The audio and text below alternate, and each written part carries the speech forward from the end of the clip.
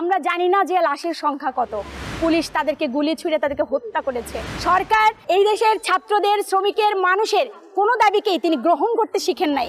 এই রায়ের মধ্য দিয়ে আজকে শিক্ষার্থীদের যে দাবি সেটার যৌক্তিকতা যেমন প্রমাণ হয়েছে, তেমনি করে সরকারের যে গোয়ার্তুমি, সেই গোয়ার্তুমির যে ভাষা সেটি আবারও প্রমাণিত হয়েছে। সাইদের বাড়িতে গিয়ে প্রধানমন্ত্রীকে কান্নাকাটি করতে দেখিনি, আমরা মুগ্ধর বাসায় গিয়ে কান্নাকাটি করতে দেখিনি। এই প্রতিবাদ প্রতিরোধেই আমাদের স্বপ্নের বাতিঘর। দেশ এখন একটা কারফিউ জারির মধ্যে চলছে। আমরা যখন দেখেছিলাম যে শিক্ষার্থীদের একটা প্ল্যাটফর্ম বৈষম্য বিরোধী ছাত্র আন্দোলনের পক্ষ থেকে একটি কোটা সংস্কার আন্দোলন, সেই আন্দোলনের মধ্যে শিক্ষার্থীরা নিরীহ আন্দোলন ছিল, অসহিষ্ণু আন্দোলন ছিল। আমরা দেখেছি সেই যে নিরস্ত্র আন্দোলন এবং শিক্ষার্থীদের যে শান্তিপূর্ণ আন্দোলন, সেই আন্দোলনে ছাত্রলীগ যে ন্যাক্কারজনক হামলা করেছিল, সেই হামলা আপনারা দেখেছেন দেশের প্রত্যেকটি জায়গায়, ঢাকা বিশ্ববিদ্যালয় থেকে শুরু হয়েছে এবং প্রত্যেকটি জায়গায় আমরা দেখেছি সেই হামলা ছড়িয়ে পড়েছে। এবং আমরা জানি না যে লাশের সংখ্যা কত। আমরা দেখেছি শত শত ভাইদের লাশ আমাদের কাঁধে আমাদের বহন করতে হয়েছে। রাজপথ থেকে আমরা দেখেছি নিরীহ মানুষ হেঁটে যাচ্ছে, পুলিশ তাদেরকে গুলি ছুঁড়ে তাদেরকে হত্যা করেছে। আমরা দেখেছি একটি শিশু আজকে যখন ছাদে খেলতে বেরিয়েছে, সেই শিশুর উপর থেকে আর দেখা যাচ্ছে র্যাব তার গুলি করে শিশুটিকে হত্যা করেছে। বাবার কোলে একটা শিশু, সেটি মারা গিয়েছে, আপনারা দেখেছেন। আমরা বলতে চাই যে এই যে কোটা সংস্কার আন্দোলন, এটি ছিল মানুষের একটি বৈষম্য, যে শিক্ষার্থীরা মেধার ভিত্তিতে তার কর্মক্ষেত্রে যাবে, সেটির একটা আকাঙ্ক্ষা থেকে এই বৈষম্য বিরোধী আন্দোলনটা ছিল। আমরা দেখেছি সরকার সেটিকে সহ্য করতে পারছে না। সরকার এই দেশের ছাত্রদের, শ্রমিকের, মানুষের কোনো দাবিকেই তিনি গ্রহণ করতে শিখেন নাই।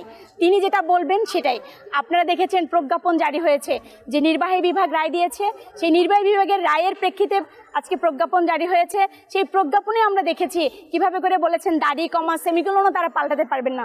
অথচ এদেশের নারীদের যে পিছিয়ে পড়া অবস্থা সেটা আমরা জানি, এবং এখানকার যে জেলা কোটা ছিল সেটা আমরা জানি।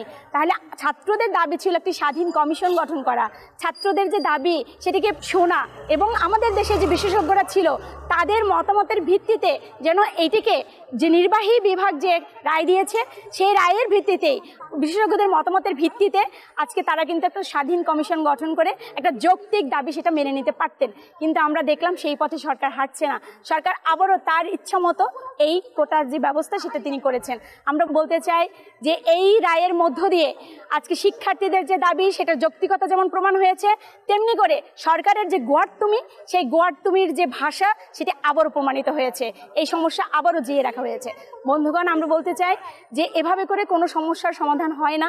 এবং বর্তমান সময়ে আমরা গতকালকে দেখেছি মেট্রো রেলে গিয়ে প্রধানমন্ত্রী কান্নাকাটি করছেন, কিন্তু আমরা এখনো পর্যন্ত দেখি নাই সাইদের বাড়িতে গিয়ে প্রধানমন্ত্রীকে কান্নাকাটি করতে দেখিনি, আমরা মুগ্ধর বাসায় গিয়ে কান্নাকাটি করতে দেখিনি।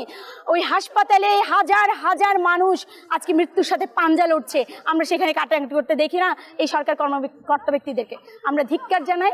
এবং আমরা বলতে চাই এই দেশে এখন যে পরিস্থিতি চলছে, এই অবৈধ কারফিউর মধ্যে মানুষ জীবন বাজি রেখে প্রতিবাদে নেমেছে, এবং আমরা বলতে চাই এই প্রতিবাদ প্রতিরোধেই আমাদের স্বপ্নের বাতিঘর। এবং আমরা আগামী দিনের বৈষম্য বিরোধী যে আন্দোলন, একটা বৈষম্যের বিরুদ্ধে আমাদের যে সংগ্রাম, সেই সংগ্রামের মধ্য দিয়ে একটা বাংলাদেশ, সেটা বৈষম্যহীন বাংলাদেশ বিনির্মাণ করার স্বপ্ন আমরা দেখি।